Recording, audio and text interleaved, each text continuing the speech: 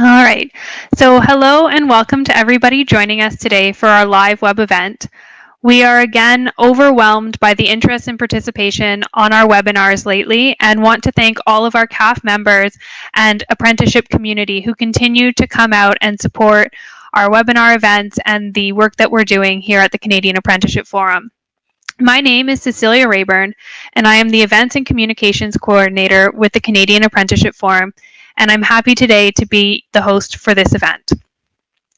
Throughout today's event, I invite you to join the conversation by sharing your thoughts and any questions you have with us through the chat panel to the right of your screen. If you have questions, I'd ask that you share them in the Q&A section of the chat panel, which will help us get to them as quickly as possible at the end of the event if we have time. To ensure the best experience for all participants, we have muted everybody's mics. I'm also happy to share with you that we will be able to share the content of today's presentation with all registrants and all participants via email later on this week. For those of you who are new to our events, the Canadian Apprenticeship Forum is a nonprofit organization that connects Canada's apprenticeship community. Participants work collaboratively to support vibrant and innovative apprenticeship systems and policies with a view of developing a highly skilled, inclusive, and mobile skilled trades workforce. Employers, unions, equity-seeking groups, educational institutions, and the jurisdictions support CAF through annual membership. CAF is the only organization that brings together apprenticeship stakeholders from across trades, sectors, and across Canada to share promising practices, identify challenges, and propose joint solutions. As a national voice for the apprenticeship community, CAF influences apprenticeship strategies through research, discussions, and collaborations. Its research and events provide stakeholders with accurate and unbiased insights into the apprenticeship challenges and barriers, as well as illustrates substantial benefits of hiring and training apprentices. Throughout today's event, we will be asking you to participate in polls and discussions along the way. The polls will pop up on your screen and give us a way to communicate and participate together. So just to kick us off, I thought I'd do a quick poll at the start.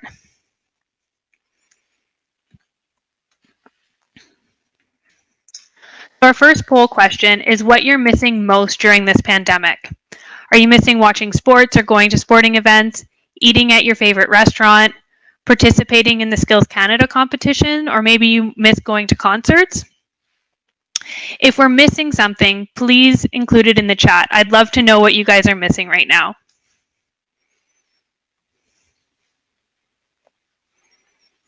So just while we give everybody an opportunity to participate in the poll, I thought I'd share what I'm missing most, and I'm really missing eating at restaurants. I gotta say, I don't know when the last time is that I made 3 meals all day by myself and made them and cleaned up after them, and I can't wait to get to my local pub and just have somebody else do the dishes and just enjoy a really good meal that I didn't have to make myself. So it looks like the results are coming in, and it's, you know, a pretty good tie with me for missing favorite restaurants. Lots of people are missing sports and Skills Canada competitions. So it looks like we're all missing a lot of nice, fun things. So thank you so much for participating in that. Now that you know how to use the polls, I'm really happy to welcome Emily Arrowsmith, the CAF Project Manager and Research Manager here with the Canadian Apprenticeship Forum. And together, Emily and I will be chatting about the projects, one of the projects she's been busy working with over the last few years. Emily, it's so nice to see you today. What was your poll answer? My poll answer was definitely attending the Skills Canada competitions. I just love to walk around and see each of the apprentices and what they're building. I really like the chocolate sculptures, so I'm definitely missing that right now. For sure, and those apprentices and their families and communities work so hard to get them ready, but it's really neat to see some of the online stuff they've been doing. I hope everybody's had a chance to catch some of that. So many of our CAF members might have already noticed that we've added quite a few resources to our website in the last couple of months, specifically around pre-apprenticeship. So I'm glad we have the opportunity to connect today and chat with our CAF members and apprenticeship stakeholders about the work that you've been doing to create these resources, and the consultations that you've had that have helped shape the resources that we're putting out there. So thank you for taking the time to join us online today and share some valuable background information and the exciting results with me and our webinar participants. I wondered if you could get started by giving us some context around pre-apprenticeship programs, what they are, and why somebody might participate. Sure, no problem. A pre-apprenticeship program is like an entry program if someone's struggling to get an employer to sponsor them in an apprenticeship, and maybe they don't have a lot of trades experience or training, and they want to try it out. Usually these pre-apprenticeship programs, it involves some trades training in the shop, some essential skills, maybe some math upgrading, employability skills. They help people build resumes. They learn about being punctual and on time and being reliable, and they learn they get safety certificates as a part of these programs as well. So it's just an entry point, hopefully, to an apprenticeship program or employment in the skilled trades. And sometimes the program will have a work placement, and an individual can make a connection with an employer and gain some work experience. So that's another important aspect of these programs. Thank you. So it's really kind of curated to increase a participant's success in the skilled trades career that they pursue, as well as making the employer's training experience more positive for them as well. So like catering the kinds of apprentices that they hire to have a really successful experience. Exactly. It's all about preparing people for success. Yes. So can you tell us a little bit more about the pre-apprenticeship project and what you did with CAF to engage the community and include their experiences in the feedback and the project findings? Yeah, of course. So as a part of this project, CAF organized 9 consultations across the country. So we held consultations in the Yukon, Saskatchewan, Manitoba, Ontario, New Brunswick, Newfoundland and Labrador. And we monitored an online form as well in case people couldn't attend an in-person consultation. And we summarized all the feedback from the 9 consultations into a national consultation summary report, which contains a lot of fantastic best practices and recommendations for moving forward. And we also created an evaluation tools guide. So a guide by and for the apprenticeship community that will help them evaluate the impact of pre-apprenticeship programs. That's really interesting. Can you share a bit more of the demographics of the people who did participate in those consultations across the country? Yeah, so we had really quite diverse participation, which was really fantastic because we got a lot of different perspectives at the sessions. So we had high school teachers, college educators, trades instructors, people who run pre-apprenticeship programs at colleges or unions. We had provincial and territorial apprenticeship officials. We had Indigenous organizations and women's organizations. We had employers and other nonprofits. So we had quite a diverse range of people who attended these sessions, which added so much to the richness of the dialogue. Neat. So what a great way to connect with so many stakeholders across the country. Are there any common threads that you heard over and over again that might be contributing to a successful pre-apprenticeship program? We did. There was consensus about the best practices. The group we talked to, 458 stakeholders across the country, came up with these 8 best practices. So really, so important at the beginning. If you want to start a program, you have to connect with your local employers and do some labor market assessment about demand in your local area, because it's all about, as we said before, preparing people for success. So we don't want people to enter a program and then get out of the program and realize they can't find a job because there's no local demand. So aligning programs to the local labor market is very important.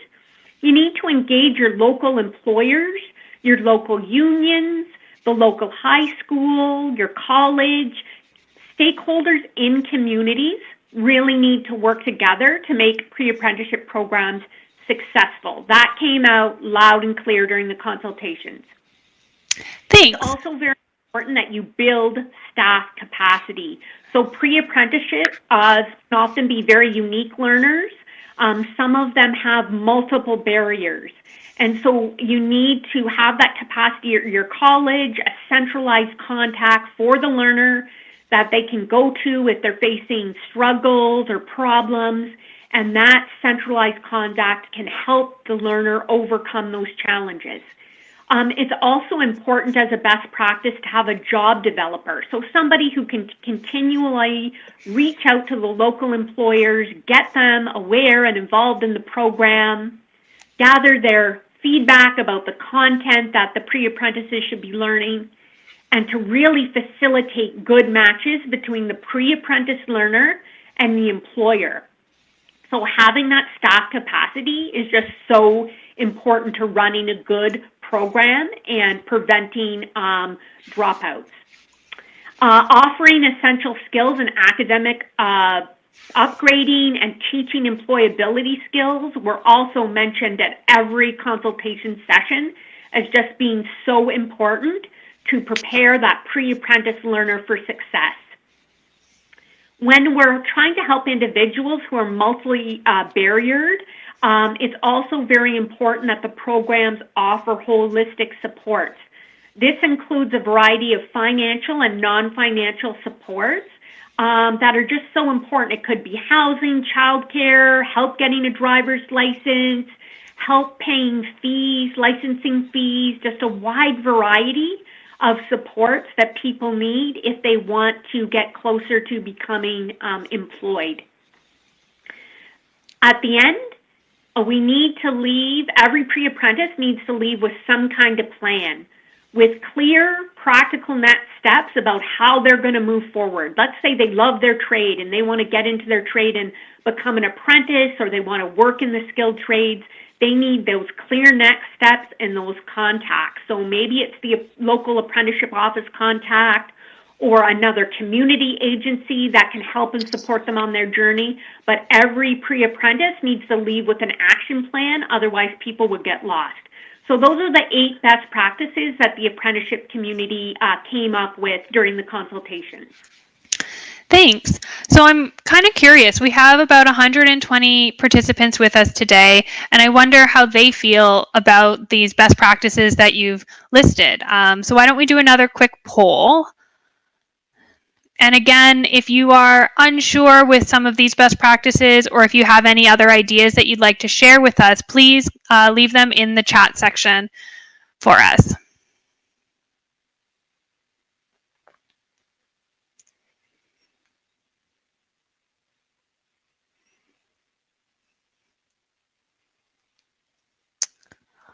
Looks like overwhelmingly people are agreeing with a lot of the best practices you've listed, Emily, which is fantastic. Looks like there's a couple comments as well. So I'll wait for those to come in. We'll give everybody a couple more seconds, and then we'll close the poll. All right. So thank you, everybody, for participating in that poll. It looks like 104 people, 94% of people who participated in the poll today agree with the best practices listed. And there are 6% or 7 participants who are going to share some of their comments with us in the chat section, so we can take a look at that and see during the Q&A if there's anything we can pull out a bit more information. Awesome. Great. So from your consultations across the country, Emily. What did you learn about pre-apprentice program administrators and how they know when they've kind of hit that sweet spot and their program is successful for the pre-apprentice and beyond?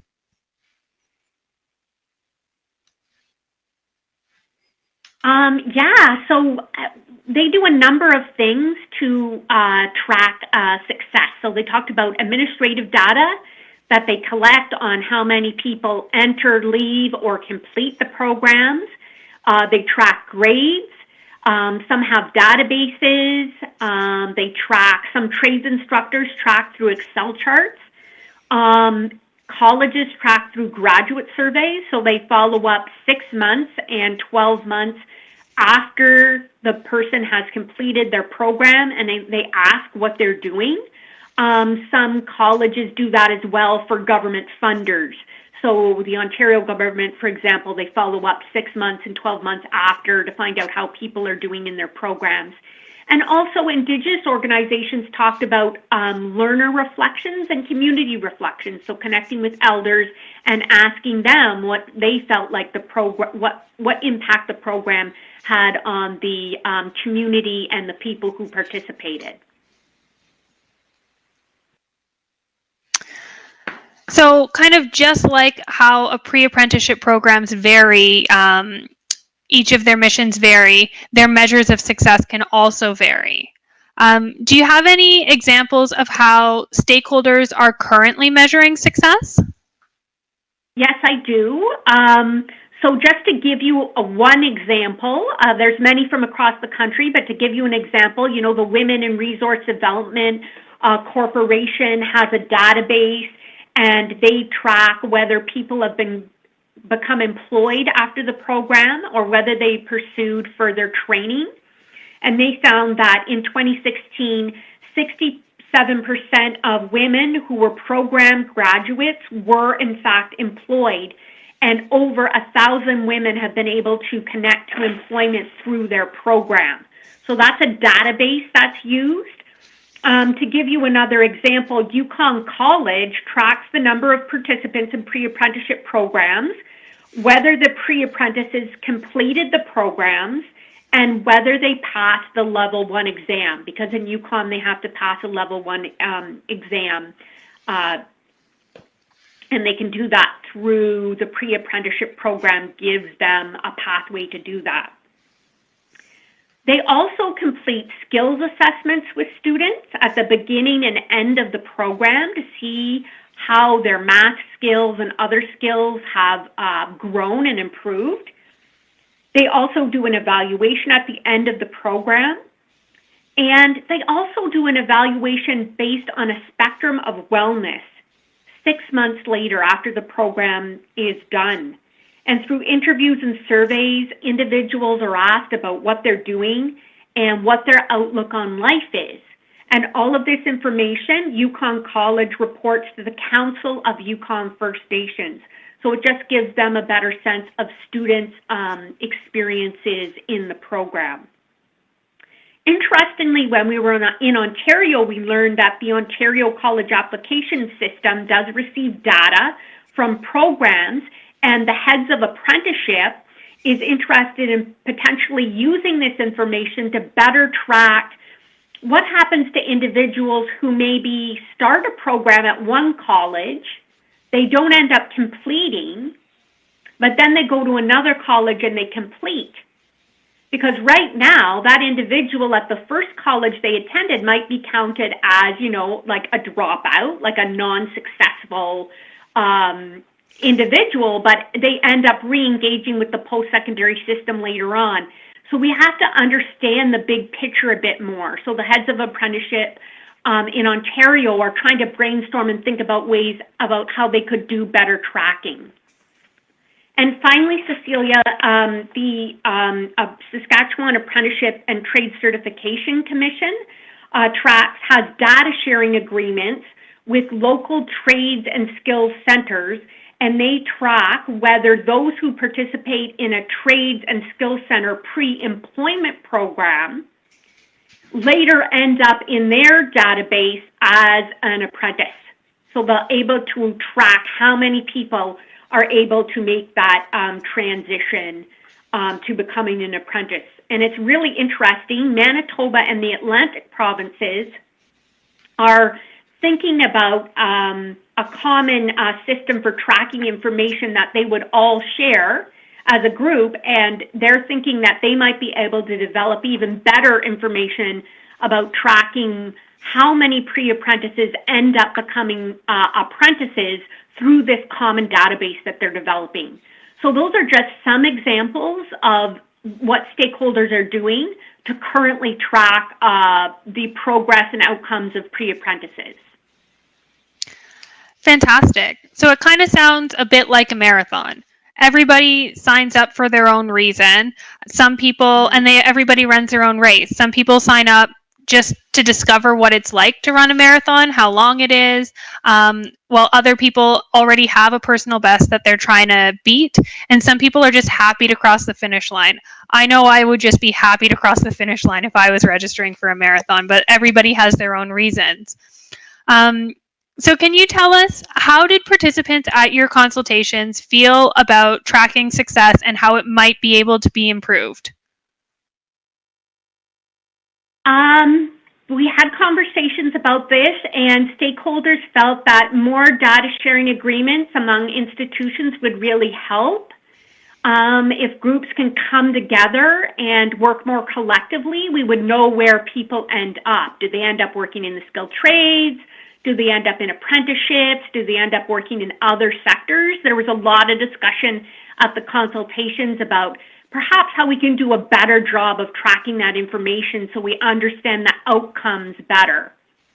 Having staff to manage the data collection and reporting was also a key issue. A lot of the staff who run pre-apprenticeship programs, maybe they have a social work background, or they're essential skills experts, or they're trades experts. They're not researchers. And so people talked about how it would be really helpful if they could hire staff who really specialize in evaluation and research, and they could be in charge of all the data management and collection.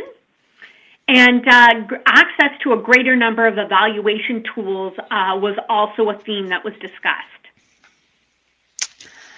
Neat. So it really sounds like community sharing information and common understanding of how we define success is a really crucial place to start. Mm-hmm. I can't wait until we can get back in person and connect with our stakeholders, and they can connect with each other, so we can facilitate more idea sharing between stakeholder groups in Canada. I think that's going to be a really exciting time moving forward. With all of the input and feedback and collaborations from the stakeholders, what kind of tools and resources were you able to develop to continue to support pre-apprenticeship programs across Canada? So we developed a wide range of tools, all with input from those 458 stakeholders that we talked to across the country. So I'd like to share some information about each one of these tools with you now. So the matrix of success factor really, we talked about what does it mean to have success in a pre-apprenticeship program? What does it really mean?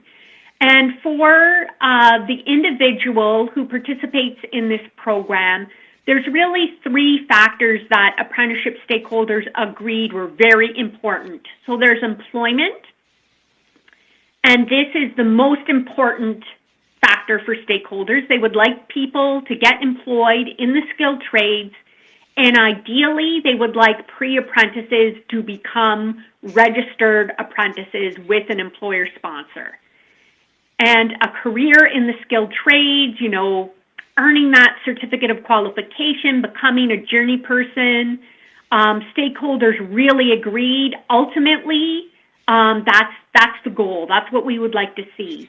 But they also acknowledge that there's other areas and meanings of success. As you said, Cecilia, it's a marathon and everybody's running their own race, right? So we're going to need different things for different people. So skills was mentioned as very important. Like, can we improve people's communication skills, their problem-solving skills, their math skills? And well-being as well. Can we improve people's awareness of mental health resources, their cultural competence, their knowledge of inclusion and diversity? Can we improve the way people cope with stress? Can we reduce people's social isolation? So for the individual, it's really about employment first of all, then skills and well-being.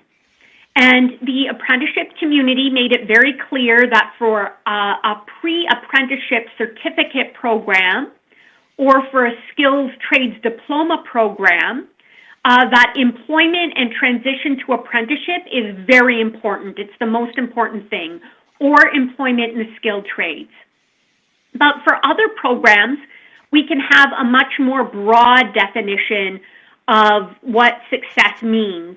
So for a pre-employment program, for example, or maybe a specialized program for an underrepresented group where the individuals are facing multiple barriers, we can, consider employment as one factor of success, but we can also consider skills improvements and well-being as well. And then the fourth point that stakeholders brought up, a successful pre-apprenticeship program for the administrator means that there is some kind of employer engagement with the local employers in the community. So maybe, we started off with one employer partner and now we've got 5. Maybe we didn't have any connections with unions and now we've got connections with 10 different unions in the community. So that employer industry engagement piece for the pre-apprenticeship program administrator was considered very important. So that's what the matrix of success kind of outlines. The results measurement framework just reflects the matrix of success, but divides the indicators into short, medium, and long-term outcomes, ranging from 2 years to 10 plus years. And it suggests tracking methods and potential data sources. So using the National Apprenticeship Survey, the Labor Force Survey, PAC data, there's all kinds of sources you can use to objectively track outcomes, and the results measurement framework outlines that for potential stakeholders who want to better track the outcomes of their programs. Stakeholders felt it was very important to survey pre-apprentice learners at the beginning of the program and then to survey them at the end. This is an important way stakeholders felt to track demographic information, to track what the learners' goals and expectations were and whether they were met, what pre-apprentices learned in the programs, and then their intended next steps in terms of career, employment, or further education and training.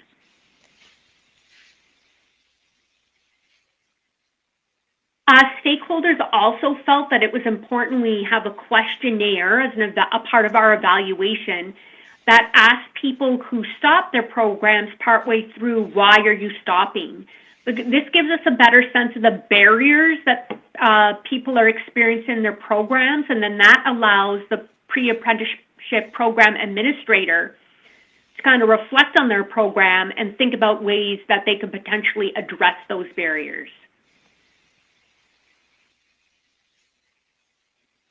Indigenous organizations felt like it was very important that we have a My Career Journey document so that we give people an opportunity, not a survey, not a questionnaire, but an opportunity in their own words to express how this program impacted them in their life. And they felt it was very important we ask about positive achievements as a way to build confidence and self-esteem. And we ask people to share the vision for their future life and career path, and why did they want to develop the skills, and who is it going to help in their community? Because success for some people might be the ability to help their mom or their grandma. Like that to them means success. So we need to capture that as a part of a holistic evaluation. So that's what that My Career Journey document represents. And stakeholders also felt it was very important, in that matrix of success, employer engagement was there. And they felt it was very important that we ask employers who participate and don't participate in pre-apprenticeship programs, why do you participate or why aren't you participating? What barriers do you have to participation? What do you get out of the program for those who do hire pre-apprentices? And asking employers, what is your training plan? Do you have a vision around training? What kind of assignments and tasks do you offer the pre-apprentice? Asking them about diversity and inclusion plans and supports that would help them better and hire and train pre-apprentices. It's really important for that pre-apprentice to have a positive work experience, and some organizations that have really successful programs work with the employer and help them develop supports and training plans and training goals if the employers need those kind of supports. And it really helps the employer give the pre-apprentice a better experience. So once again, we're coming to that point around staff capacity and being able to help the employers. And so that kind of feedback was captured in the employer questionnaire, and stakeholders felt like that was very important, that program administrators reach out to their employers and try and gather some feedback and data on that. So that is a lot of really great resources for our community. A couple quick questions that I've been noticing in the chat as well. Where can people find these resources? Do they have access to them? What's going on with that? Yeah, so they are available on the CAF website, and we have them all collected. It's called the Evaluation Tools Guide. It's freely available on the CAF website, and people can go in. All the questionnaires, I worked with an evaluation expert, and all the questionnaires have been set up so that, and all the lines have been put after the question, so you literally go in, you can print it off and start using it. That's fantastic. So what's being done to understand if the tools that you've created are actually working to serve their purpose? Yeah, right? Because we didn't test it. So we think we've created some great tools, but we really don't know because we haven't used them. So we've partnered with College and Institutes Canada, and we're going to be doing 5 pilots with colleges, and we're going to test out these tools. And we feel like this is going to provide us some great feedback from pre-apprentice learners, employers, and college administrators about whether these tools work or not. And based upon that feedback we get from actually using them, we're going to tweak and adapt the tools further if we need to. So it's all part of a process still? It's an ongoing research process, to test the tools. And then we will be reporting back out to the apprenticeship community how those pilots go. Thanks. So after consulting with almost 500 stakeholders at many consultations across the country, were there any recommendations that you heard over and over again that were really aimed at the success? Yeah.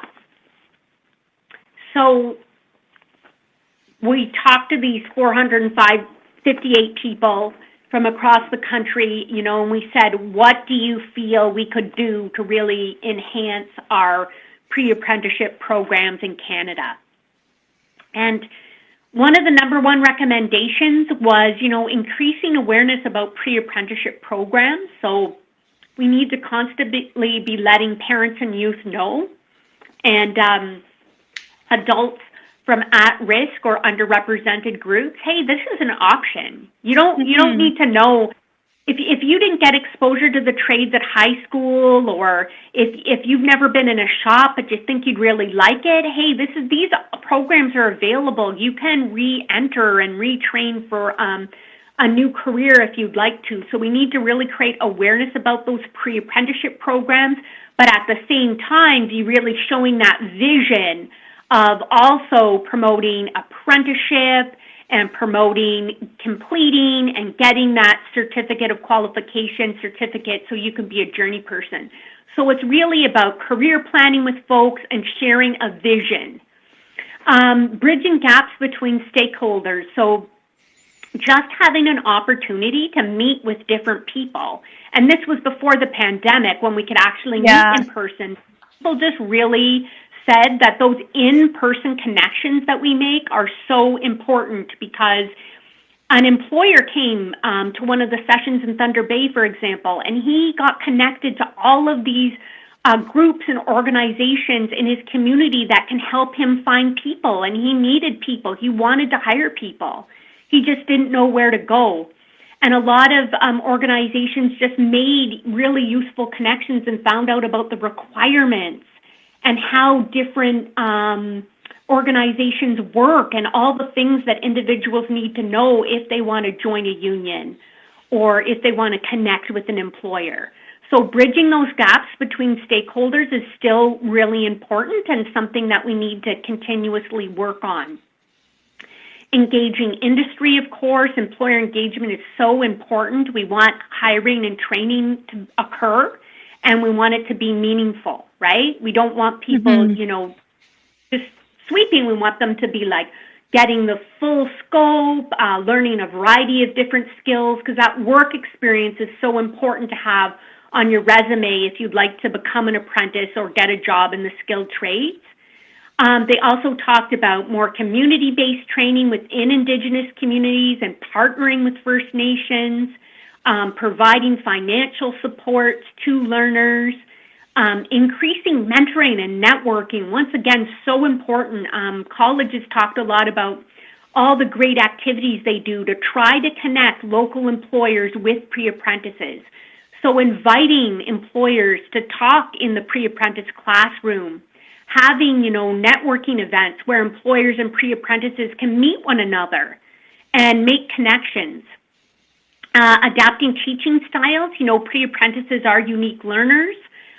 Some of them face multiple barriers to learning, and so just having a really supportive environment where everyone feels included is really important in the pre-apprentice classroom. And also encouraging diversity and inclusion, and that's how we teach in the classroom, but it's about giving all pre-apprentices, whether they're from an underrepresented group or not, the skills and abilities in terms of accepting people from other groups, having cultural competence, being understanding, being aware, being sensitive. So we've got to encourage all pre-apprentices to develop those skills. It's quite a list of recommendations. I'm going to throw up another poll just to see how the participants at our webinar today feel about these recommendations. And again, encourage everybody to share any additional thoughts they have in the chat section or the Q&A panels if you have questions. So the next poll, the question is, in your opinion, which is the most important recommendation? And we ask if you can just choose one. Just while we give everybody a chance to participate in the poll, Emily, I wonder if you have any thoughts on how to incorporate these recommendations.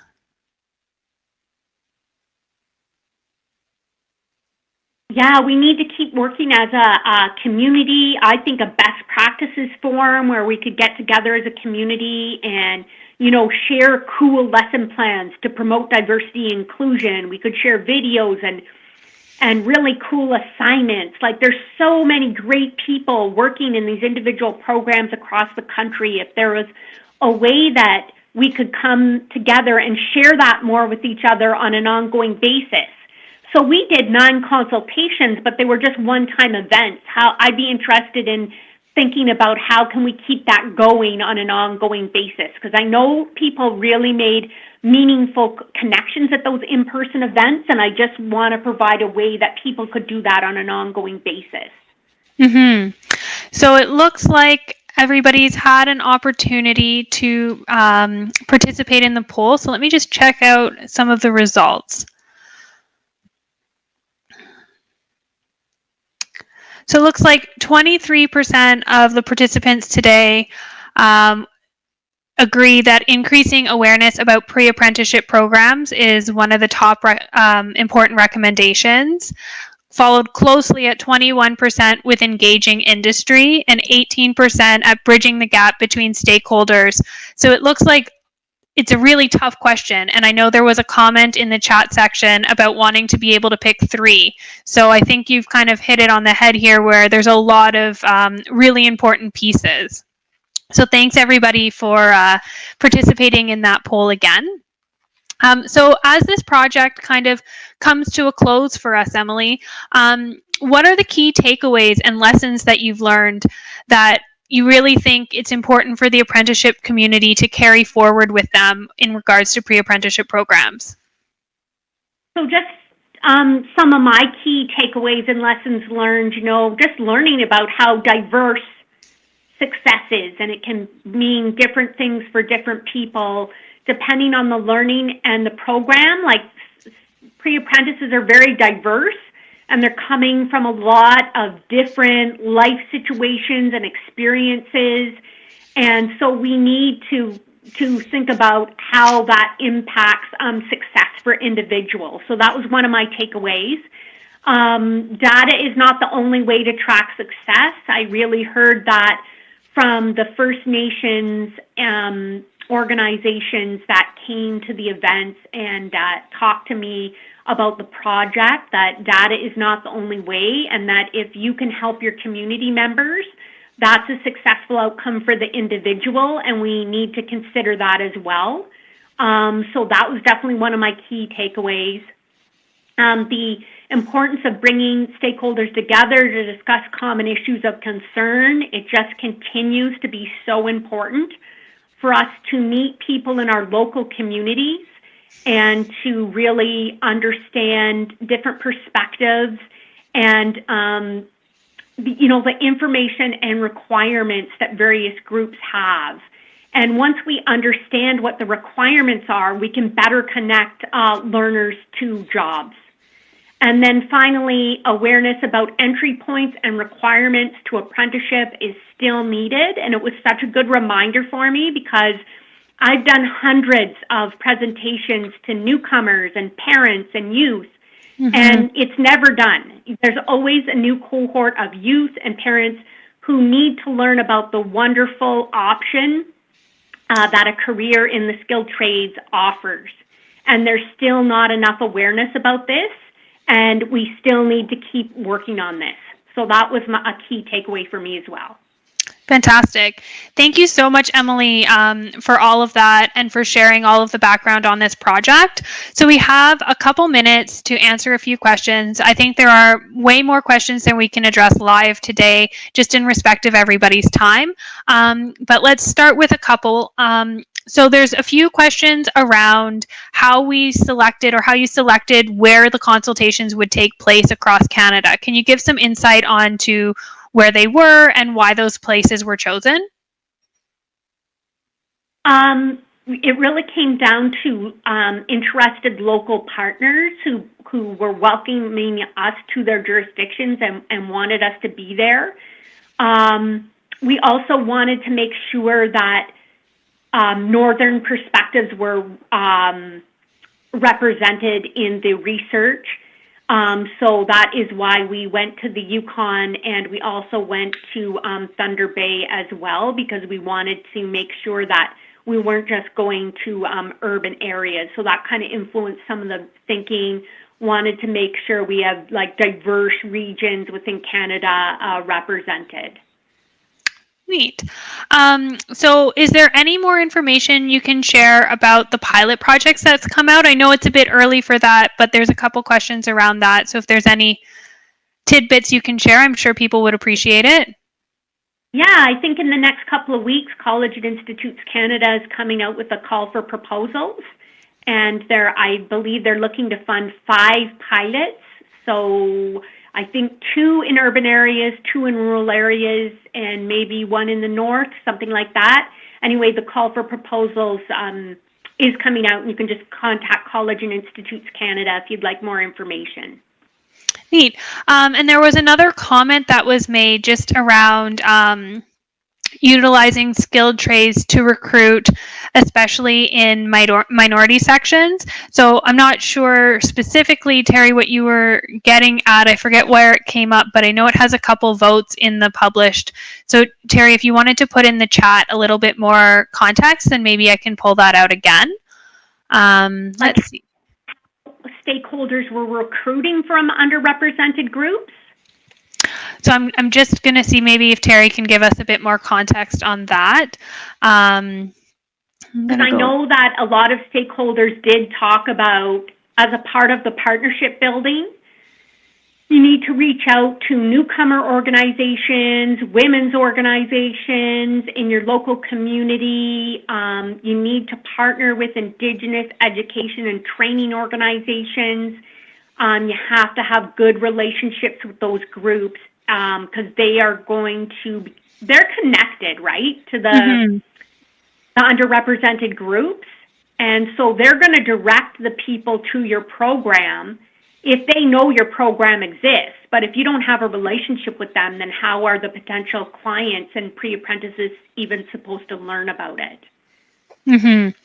So another comment we got around pre-apprenticeship programs is, why is it that students that choose not to continue a certification but go on to supporting positions such as parts, service, writers, estimators, and sales, which support the trades with their pre-apprenticeship programs, sometimes are not included as a measure of success? They're still supporting their trade, and they're still building the capacity of different employers. Such a good point, and we do include that as a success within our matrix. So stakeholders did definitely prefer that the person become a tradesperson, but they did acknowledge that working in a sector related to the skilled trades or within the skilled trades, just not on the tools perhaps, as you say, as an estimator, a safety supervisor, a project manager, that it's really important to do long-term tracking so that that's captured, and it should be considered success. Some people did express concern, though, in the consultations, like if we're, supporting people to go in a pre-apprenticeship program, and then they end up, maybe working in the retail sector, was that the best return on our training investment? But people were very supportive if a person starts off in the trades or then goes to be an estimator or a project manager based on their pre-apprenticeship experience. People totally thought that was a success and were very positive about that. Great. So thank you so much for everybody who submitted a question. I'm sorry if we didn't get to your question today. But I really appreciate all the time you spent with us today, Emily, and all of our participants as well. I wondered, just as we close up, if everybody would humor me one more time with a poll.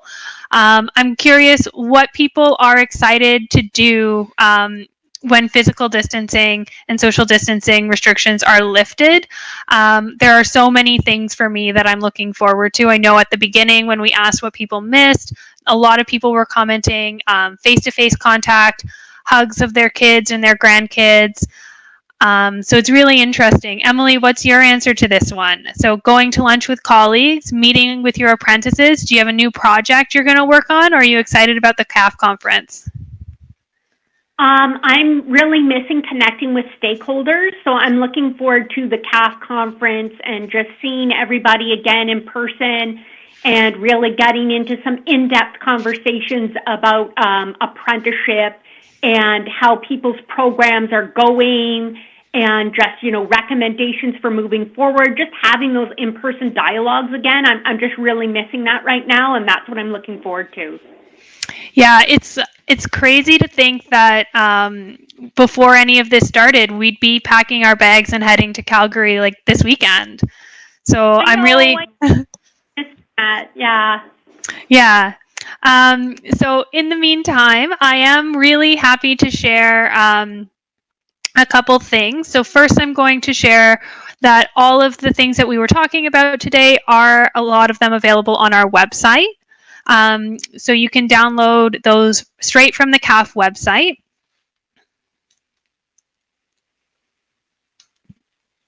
And if you have any questions, please feel free to reach out to myself or to Emily, and we will clear anything up that we can. So just as we move forward, I'll close this poll, and looks like people are excited about a lot of things. There's a lot of people excited about going to lunch with colleagues, lots of people excited about the conference, and going to see their apprentices, which is just so heartwarming to hear. Especially because I know I've spent a lot of time creating resources for apprentices right now for COVID-19 response. So it's nice to hear that people are excited to see their apprentices again. So I'm also excited to share with everybody today that we're still working on some web events in the next little while. Our next one is on June 4th, and we'll be talking to Athabasca University president about the future of training and exploring different learning opportunities and learning environments for apprentices. And there's lots of other events coming up in the fall. So I invite everybody to keep an eye on our events page for more information on all of these upcoming events and when you can start registering for each of them.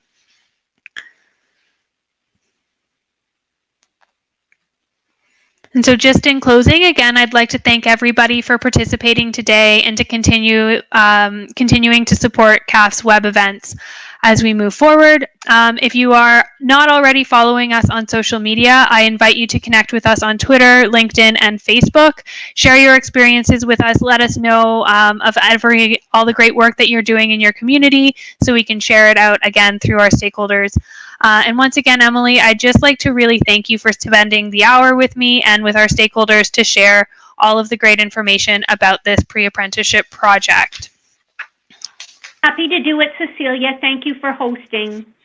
Yeah, thank you, everybody. I'll leave the chat section open for a couple more minutes, just if there's any last things you want to comment. But other than that, thank you so much for joining us and have a fantastic afternoon.